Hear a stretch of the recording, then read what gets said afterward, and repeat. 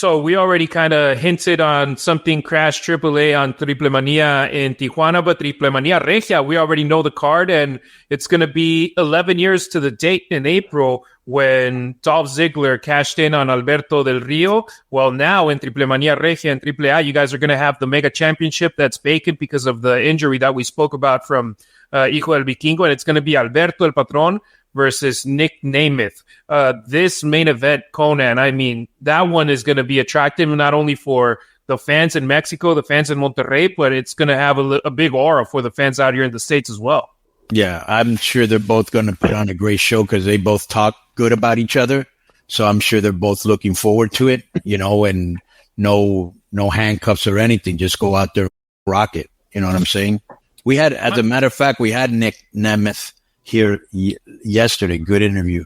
Mm-hmm. Yeah, I listened to the first part that was shared on Patreon earlier today, and it was fantastic. And I can't wait to hear the second part. And of course, that's the main event, the co-main, the semi-main, Vampiro, Pagano, and El Mesías versus Cibernético, Dark Oz, and Dark Cuervo. There's a big rivalry in Mexico, not a couple of years ago, way back between El Mesías and Cibernético. So you guys are playing off of that in that 3-on-3, right? Right. Plus, he came back, and when he did the surprise thing in Juan de la Barrera, which the place melted when he came out.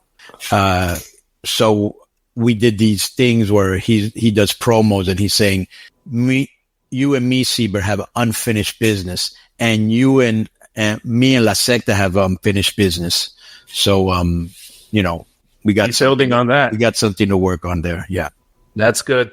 Then you got a Mexico versus USA match where Disco isn't involved, but you got Psycho Clown, Octagon Jr., and Laredo Kid versus QT Marshall, Parker Bordeaux, and Sam Adonis. Can you speak a little bit about Parker Bordeaux? Because he was in AEW for a cup of tea, and he got injured, and now he's working with you guys. He was one of the guys in a run-in recently, right? So somebody had asked me a question, and they're like, oh, yeah, you're always complaining about AEW that they don't do video packages before somebody new comes in, but yet you didn't do anything with Parker Boudreaux.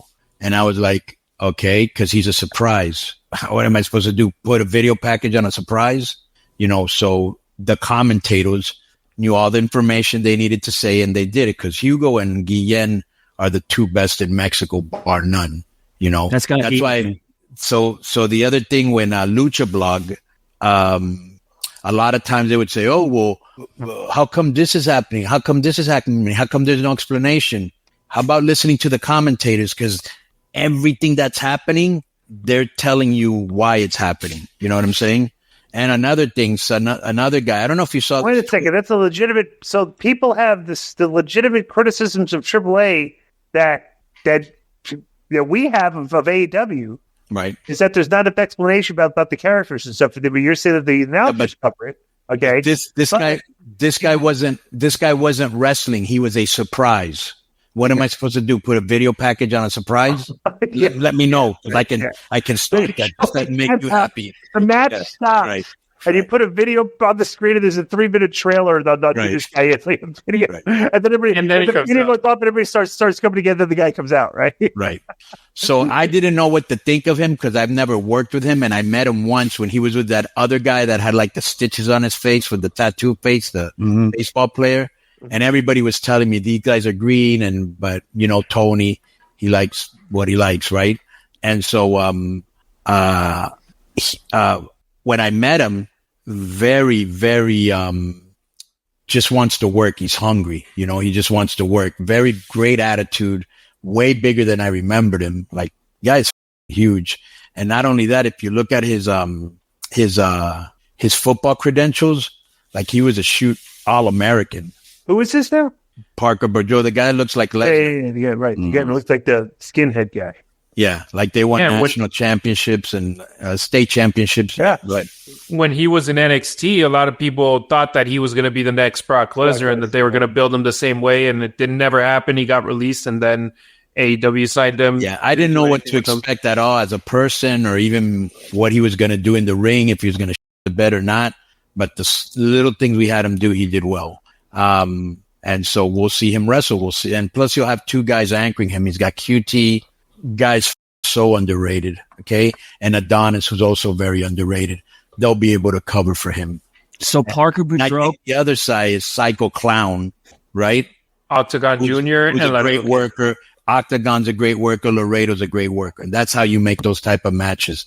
1 weak guy surrounded by 5 guys that can work. What did you want to say, Joe? So Parker Boudreaux's working with QT there is like his big heavy kind of thing? No. All right. He was going to suggest Nick Camarado to be sent out. Yeah, I'm triple heartbroken. He can't even get work where he works. Why are you sending him to me? Type of match crush you have on him.